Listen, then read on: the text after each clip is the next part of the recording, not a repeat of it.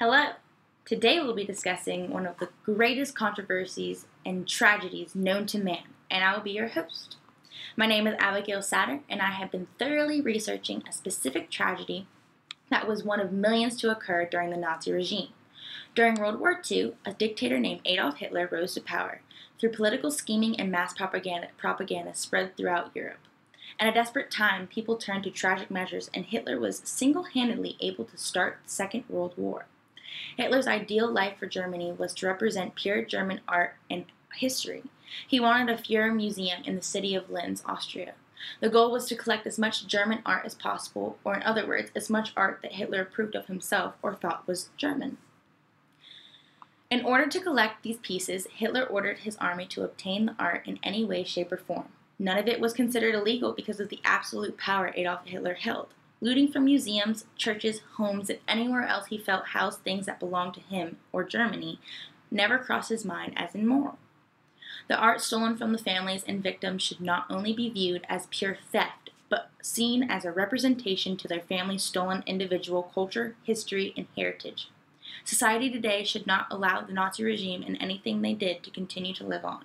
It should be more internationally practiced to compensate for the millions of human lives, generations, memories, and pure beings that were snatched away. Here's the story of Edgar Degas' The Dancer Adjusting Her Shoulder Pad and the Race family. Edgar Degas was one of the greatest figural painters and impressionists of his time, although he did not prefer the term impressionist, but rather independent. Impressionism can be described as a style of painting depicting visual impression of the moment. Degas was born in Paris, France also being where the Impressionist movement originated, and studied art for many years across France and Italy. Instead of staying with the ideal path for an artist of his time and finishing school at the French School of Fine Arts, he dropped out and traveled to Italy to study independently and ended up at the French Academy to continue his studies. Degas showed much interest in contemporary art.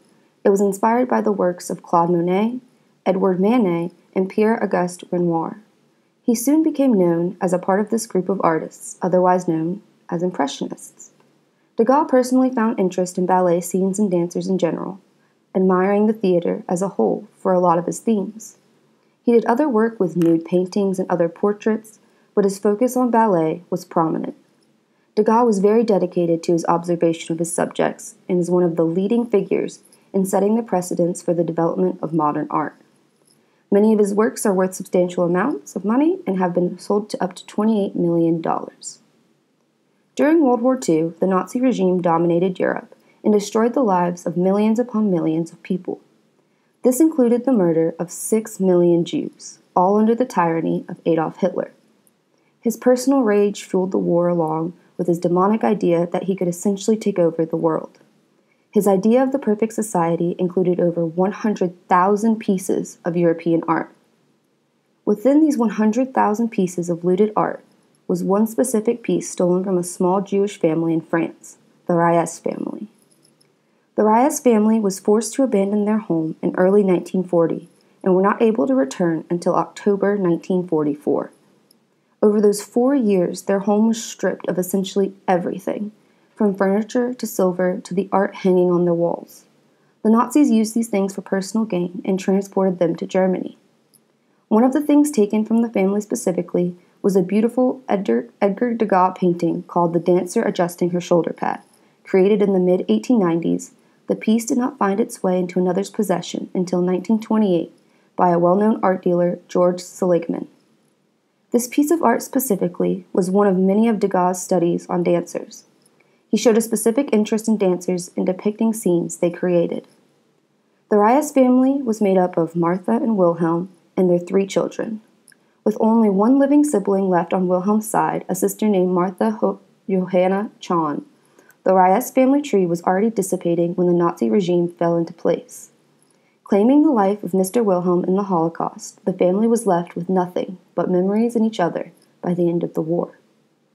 Along with having everything in their home taken from them, a priceless Degas painting that they acquired was taken as well, The Dancer Adjusting Her Shoulder Pad. Martha and Wilhelm were married in 1928, ironically the same year that Mr. George Seligman acquired the beautiful Dancer Adjusting Her Shoulder Pad.